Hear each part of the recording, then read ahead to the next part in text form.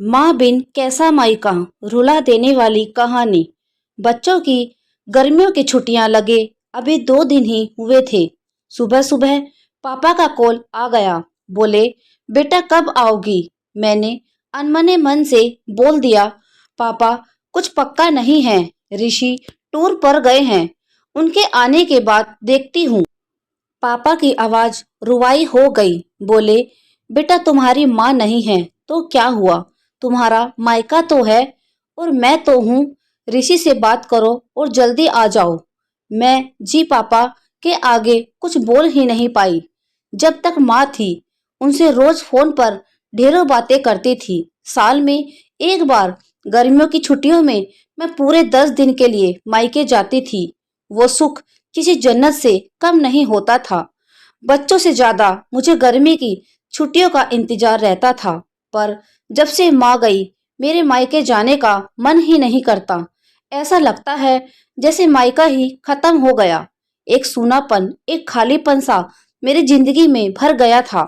पापा एकदम शांत स्वभाव के थे और कम बोलते थे, पर सबकी जरूरत का पूरा ध्यान रखते थे। ऐसा नहीं कि मैं पापा को प्यार नहीं करती थी, पर बचपन से मैं माँ के ज्यादा करीब थी, या यूं कहूँ कि वे मेरे दिल के सबसे करीब थी। अपने सारे सुख दुख एक सहेली की भांति मैं उनसे साझा करती थी। आज सुबह सुबह पापा का कॉल आया तो मैं उन्हें मना नहीं कर पाई। पापा का दिल रखने के लिए ऋषि से बोलकर अगले हफ्ते की टिकट करवा ली और पहुंच गई मायके। जैसे ही दरवाजे पर पहुंची माँ की याद आई। ऐसा लगा जैसे वो अभी बाहर निकल मुझे गले से लगा लेगी। सोच के आंखें भर आई। किंतु आज माँ की जगह पापा बाहें फैलाए मेरा इंतजार कर रहे थे। सालों बाद पापा को गले लगा के खूब रोई। पापा ने अपने आंसू पोंछते हुए प्यार से मेरे सर पर हाथ फेरा तो दिल थोड़ा हल्का हो गया। बहुत दिन बाद पापा को देखा, कमजोर लग रहे थे।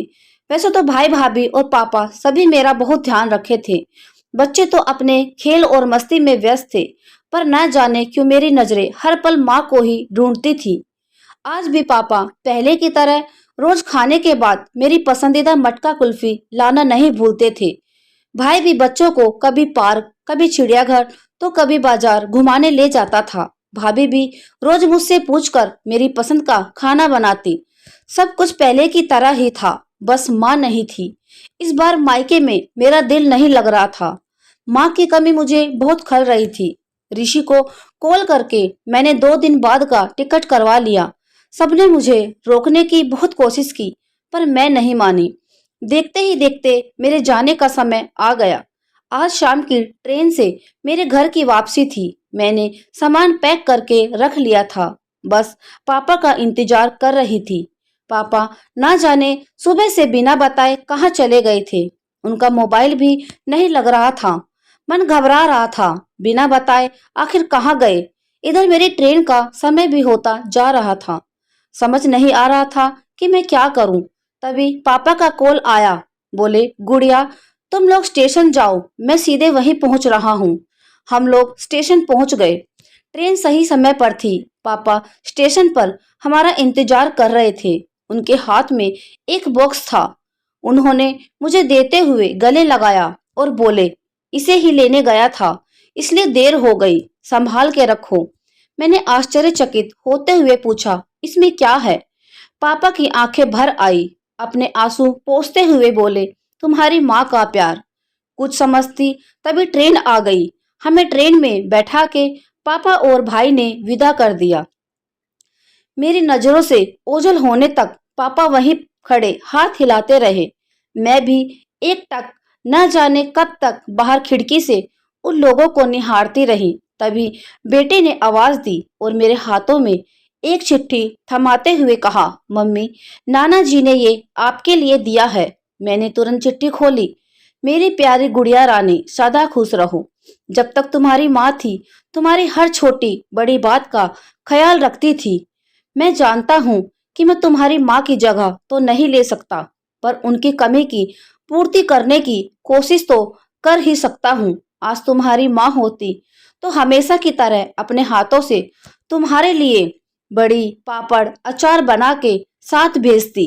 माँ के हाथ का तो नहीं, पर उसके स्वाद जैसा सब सामान एक दुकानदार से बनवाने की कोशिश की है। उम्मीद है तुम्हें पसंद आएगा। और हाँ बेटा, माँ नहीं है तो क्या हुआ, तुम्हारा मायका और हम तो हैं।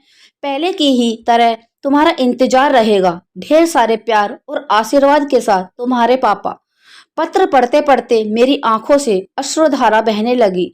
सहसा मेरे मुंह से निकला, आई लव यू पापा। बात छोटी सी थी पर उसमें अथाह सा प्यार समाहित था। ये सिर्फ मैं ही महसूस कर सकती थी। मायके से घर आए 1 महीना बीत गया था।